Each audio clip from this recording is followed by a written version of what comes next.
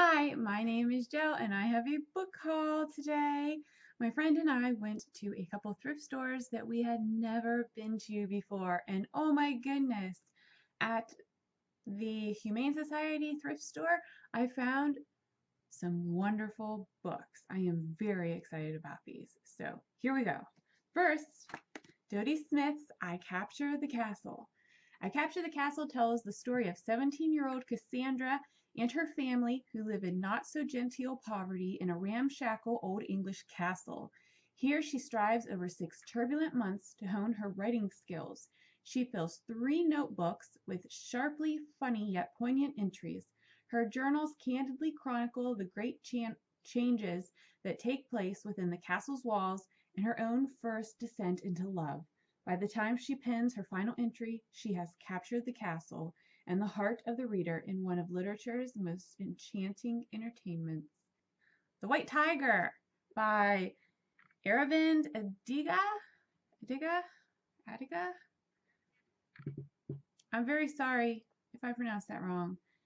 This is about Balram Hawaii is a complicated man, servant, philosopher, entrepreneur, murderer. Over the course of 7 nights, Balram tells us the terrible and transfixing story of how he came to be a success in life, having nothing but his own wits to help him along. Very excited about that, and I love the little tiger print car. Introduction to Dickens, an indispensable companion to the life and work of the quintessential Victorian by Peter Ackroyd. This follows the career of Charles Dickens and some insight into his stories. About a Boy by Nick Hornby. I am very excited. I love this movie with Hugh Grant in it. I'm sure everyone has seen it, right? If you haven't seen it, you need to watch it. So I am curious how the book is different from the movie. A treasury of royal scandals, the shocking true stories of history's wickedest, weirdest, most wanton kings, queens, czars, popes, and emperors by Michael Farquhar. From Nero's nagging mother, who also became his lover, to Catherine's stable of studs, here is a wickedly delightful look at the most scandalous doings you never learned about in history class. It sounds interesting, and it's basically short stories, Mendocino and Other Stories by Ann Packer. This is a collection of short stories about men, women, husbands, wives, sisters, brothers, daughters, sons, who discover that life's greatest surprises may be found in that which is most familiar. So it's a collection of short stories about people. Diary, a novel by Chuck Palahniuk.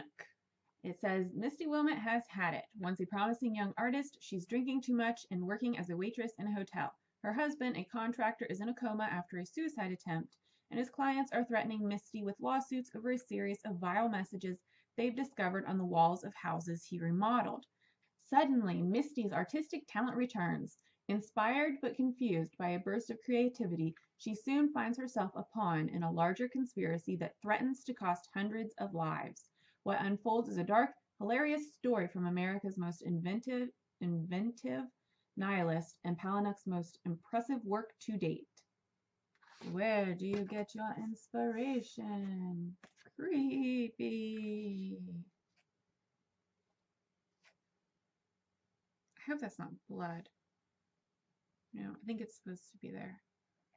The Clan of the Cave Bear by Jean M. All. I really need to take some sort of reading class and learn how to read. This is the first in the Earth's Children series. It is, I believe, sci-fi fantasy. I don't know that it's sci-fi. I think it's just fantasy. I have heard people on BookTube talk about it. So when I saw it, I picked it up. Although every time I have heard about it on BookTube, I always think it says the Clan of the Care Bear. And at first I was like, yes, a book about Care Bears. I love the Care Bears. I had a Care Bear when I was little.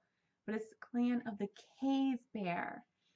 Here is a novel of awesome beauty and power, a moving saga about people, relationships, and the boundaries of love. We are taken back to the dawn of mankind and swept up in the wonderful world of a very special heroine, Ayla. Her enthralling story is one we all can share. A natural disaster has left young Ayla alone, wandering, fending for herself in an unfamiliar land. One day she is discovered by the clan of the Cave Bear, men and women far different from her own people. The tall, See, I need to take a reading class. The tall, blonde, blue-eyed Ayla is a mysterious stranger to the clan, and at first they mistrust her and cast her out. But as she grows to know them and learn the ways of the clan, she is welcomed, and as she leads them in their struggle for survival, the clan comes to worship Ayla, for in her blood flows the future of humanity. So I'm guessing that there aren't really bears in this book. I guess that they're just people that live in caves. I'm going to have to read it and find out. Man, I thought it was about cave bears. Sometimes I'm too literal. And sometimes I just can't read. And last, but certainly not least, I found Grey Gardens. Oh my goodness. This is about, here is little Edith, and here is big Edith. There is a documentary on these two women on either Netflix or Hulu in the Criterion collection, and I believe it's also available on Amazon. And it's a documentary from the 70s, and I just love them. I guess there is a movie based on the documentary, but I have not seen that. Anyway, I'm very excited about this. This is like a scrapbook of their lives. They are just very eccentric women. They live in a house on, here it is. Oh my goodness. It was such a beautiful house, and they just like ran out of money. And it's so sad. The house just fell apart. And they were living in just a couple rooms, and they had all these cats, and there were rooms that were just full of piles of cat food tins. It was really sad. But this has all sorts of stuff about them in it. I haven't looked all through it yet, but there are some beautiful pictures. Oh, there's little Edith. Yeah, these are pictures from the documentary. They had a dinner and they had some friends over. I don't remember why, but little Edith lost her hair, and so she always wore things over her head, except they usually weren't scarves. They were usually shirts. Like, she would wear a sweater, and like, you know how when you were little and you would make like a veil, a bridal veil out of a pillowcase? Well, she would use the hole of the shirt and put it like here and cover her head, and then like tie the arms underneath her chin. Look at her beautiful fur coat. They just really had some hard times, and it was sad. Oh my gosh, there's a DVD. Oh my gosh. Or a CD. Grey Gardens. I wonder what's on it. Oh my gosh. Oh, there's a paper. Oh, it's one of the guys that made the documentary. Soundtrack to Grey Gardens. And it has little Edie singing. There's a transcript of the film. You really need to watch Grey Gardens. It's a lovely documentary. I am so, so glad that I have this in my personal library. It says on the back that it is $45. I got it for $2.99. Please look this up. Look them up. They're on Wikipedia. And if you've seen Grey Gardens, let me know so we can talk about it. It's just so heartbreaking. Oh, but this is beautiful. What a beautiful little scrapbook. I can't believe it has a transcript in the back and a soundtrack. Oh my goodness, I need to go. I'm supposed to be going to the school to help my mom do lunches.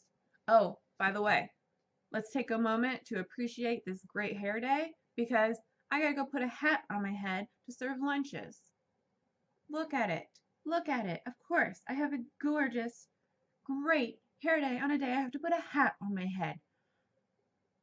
It's the story of my life. If you've been to a thrift store lately, I hope you checked out their book selection and found a great book. And that's all. So I will talk to you later. Bye. I mean, really, look at my hair. I have been fighting with my bangs since I got my hair cut last week. They're perfect. I even have volume. I don't have volume. My hair is so fine. What the heck? I almost just don't even want to go. Well, I don't want to go serve lunches in the first place, but I really don't want to with this good hair. If you've been to a thrift store recently, I hope you found some great books. Why did I say it like that? I sound like Tony the Tiger.